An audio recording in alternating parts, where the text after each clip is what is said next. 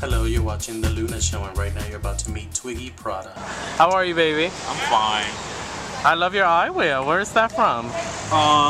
It's like Madonna's Like a Prayer. Yeah, Jeremy Scott, Linda Farrow. That's Linda hot. Farrow, yeah. Well, the Pradas always know how to bring fashion. Yes, yes.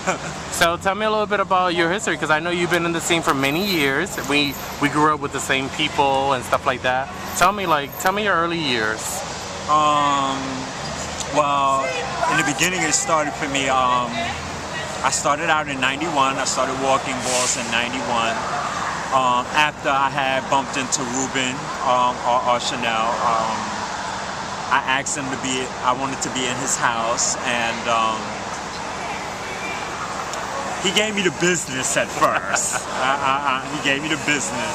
He told me that at least get like a year clean, because I was a wild youth growing up, and he told me get a year clean, and after I have gotten like a year clean, he allowed me to be in the house. So you were a Chanel early on? I was a Chanel in 91. I think I was a Chanel for like about 15 years.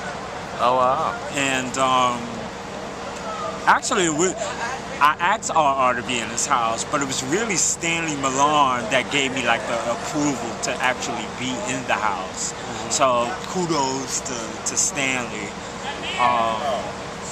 So I was in a house. At the time he was a Chanel? Yeah. So I was walking all the way as a Chanel for a period of time, and then mostly all the other members of the House of Chanel that either they passed on and they moved on. And after that, 15 years, I decided to move over to John's house. I was in John's house for about 2 years. Which John? John Moschino, okay. Yes. I was in John's house for 2 years. And that wasn't kind of working out.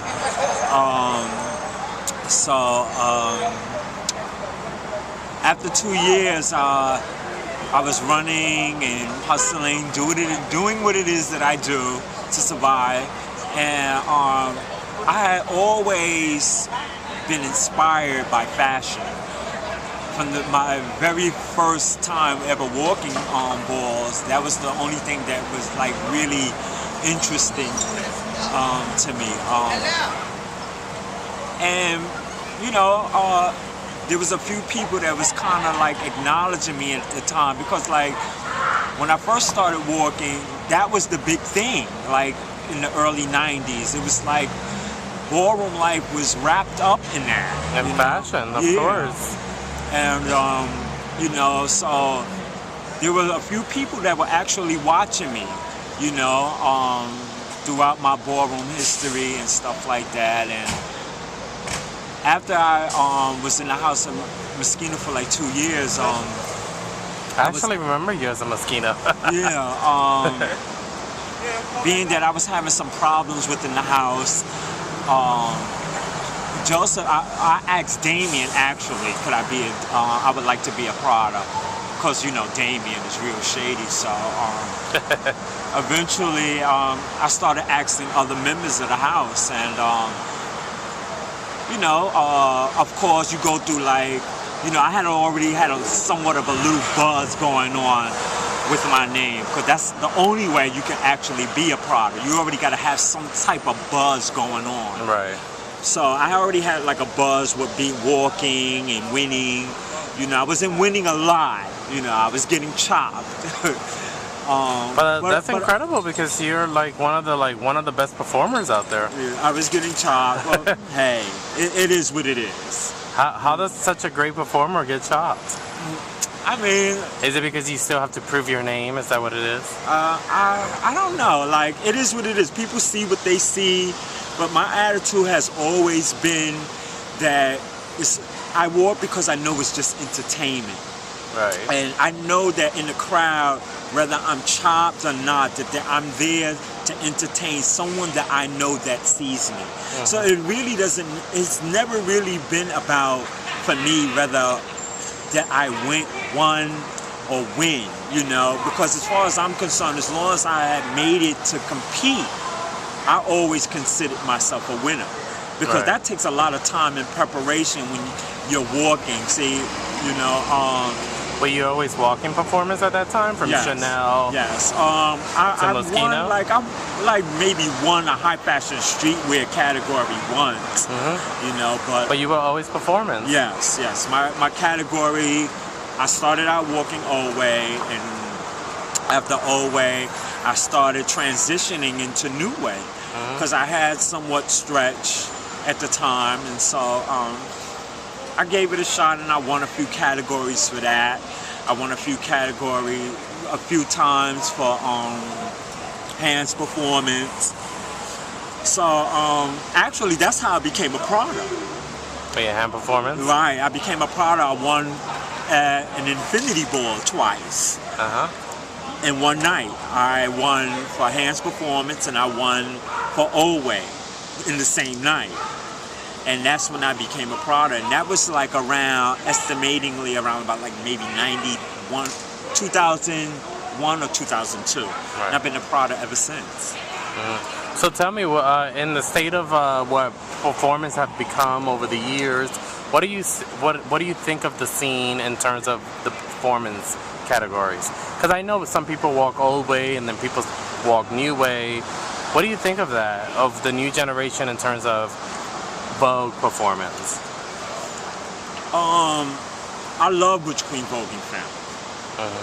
It's very creative. It's a very creative style of dance.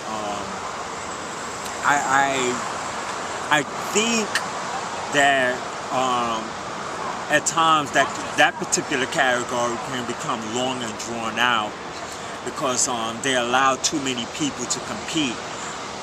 In my opinion, But that's what everybody's doing now. Right. In my opinion, that should be like, you should be picked, because there's just so many people. So how do you think that should be broken down, though? I think that like if a person might have won a particular amount of times throughout the year, So they should walk that evening. Right. Then But then how do you give a new kid a chance, though, if that's the case? Well, like when I first started coming out, I started walking, you know, mini balls. That's what mini balls. The purposes of mini balls is for. Just to practice. Right.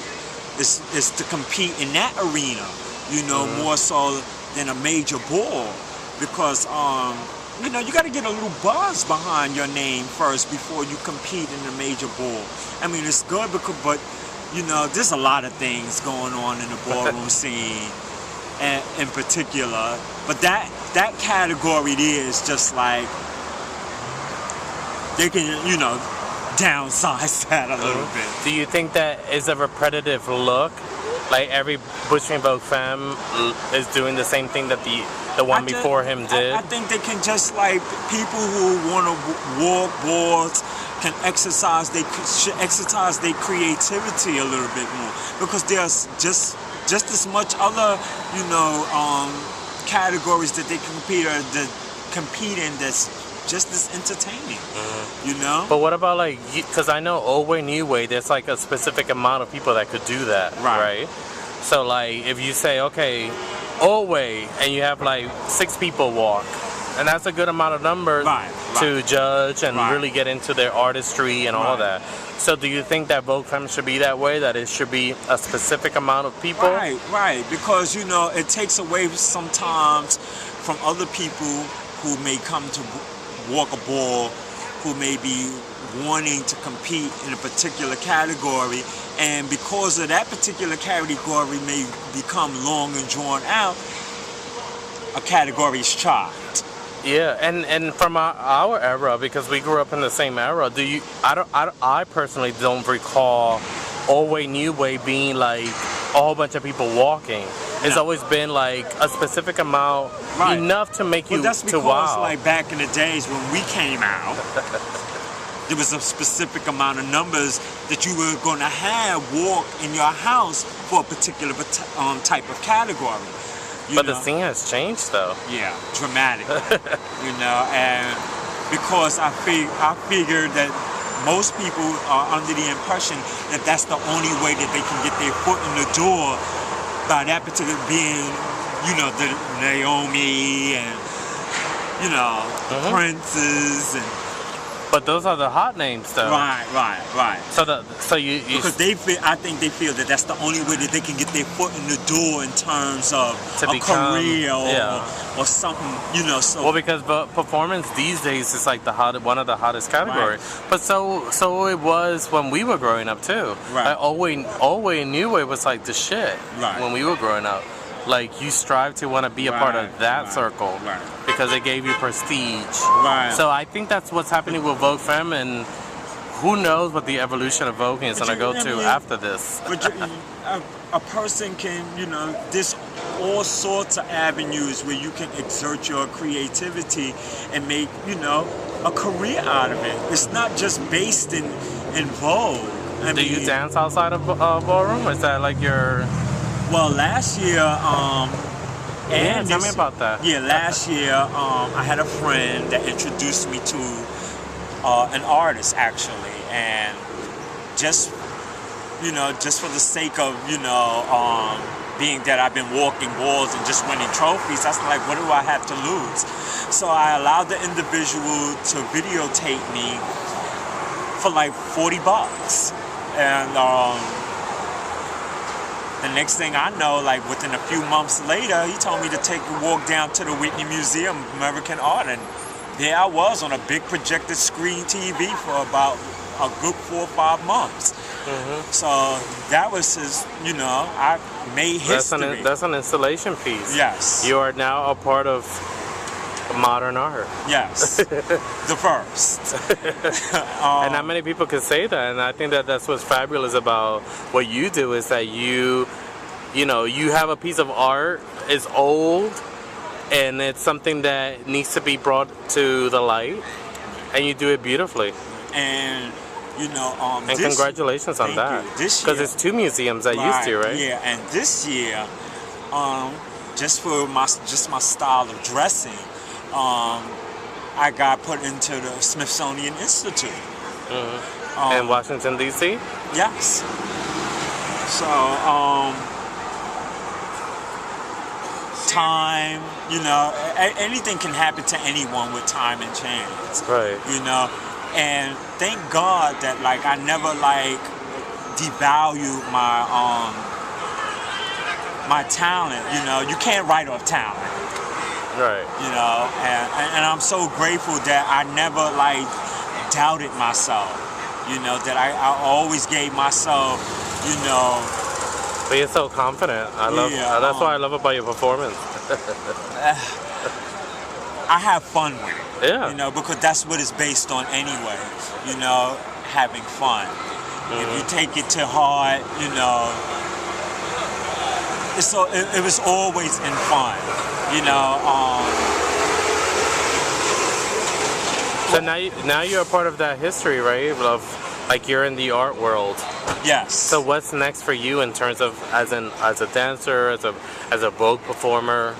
Like, what's next for you? Well, right now, at my age, I'm grateful to say that I'm 44. Yay! Yeah. It's more mentoring, and like sharing with the youth that, like, I just want the youth to understand that there's so much more than life than ballroom life. That, take your talent and exercise your creativity outside the ballroom scene. At any opportunity, don't,